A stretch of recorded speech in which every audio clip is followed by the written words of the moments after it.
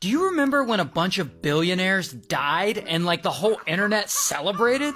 Well, it all starts with this guy. His name's Stockton. And Stockton is a pilot and an engineer, but what he really wants to do is explore the universe, like Captain Kirk on Star Trek. But one day in 2004, when he's 42 years old, he decides to do just that. Except he's gonna start specifically underwater. And so he starts renting private submarines to travel down into the deep. And he is shocked at how few submarine rentals there are out there. And so after a little research, he starts thinking, hey, I'll build a private submarine myself and I'll let people rent it from me. So in 2009, that's what he does. Stockton starts his own company, OceanGate. Hi, my name is Stockton Rush. I'm the CEO and founder of OceanGate. Then in 2016, he and OceanGate start taking tourists in a small submarine to tour underwater ruins from this Italian shipwreck. That's pretty cool. But that's apparently not enough for Stockton. He's thinking bigger. He wants to take tourists down to a destination that's really hard to get to. A destination that's gonna get his company a lot of buzz and attention.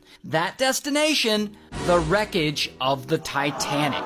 And so Stockton gets to work and he starts designing a submarine that can withstand the pressure of the ocean at 13,000 feet deep. And old school standard submarines, they're too expensive and way too big. And Stockton, he wants his to be cheap. And so, boom, he starts building it. He apparently cuts some corners on the material he uses on it, and he adds a bunch of other pre-made parts so that OceanGate can save some money. And he also installs a Logitech video game controller to steer it. Now, he does get a lot of criticism for this, but I actually looked into it, and it's apparently not uncommon to use Logitech video game controllers to control certain parts of submarines. So he's not entirely crazy for installing one on his, apparently.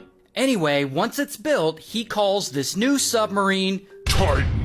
And it ends up being about the size of an SUV. And so Stockton tests the Titan without anyone inside to see if it can withstand the pressure, and actually, it holds up. And so it looks like his dreams are gonna come true. He's actually gonna get to explore the ruins of the Titanic.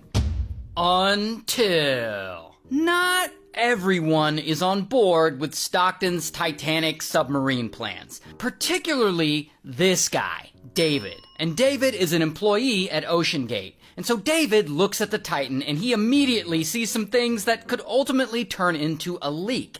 And so David lets it be known, and he brings all these serious safety concerns up in a meeting with all the bosses at OceanGate. He's like, this sub, it isn't strong enough. And he insists that they get it inspected and certified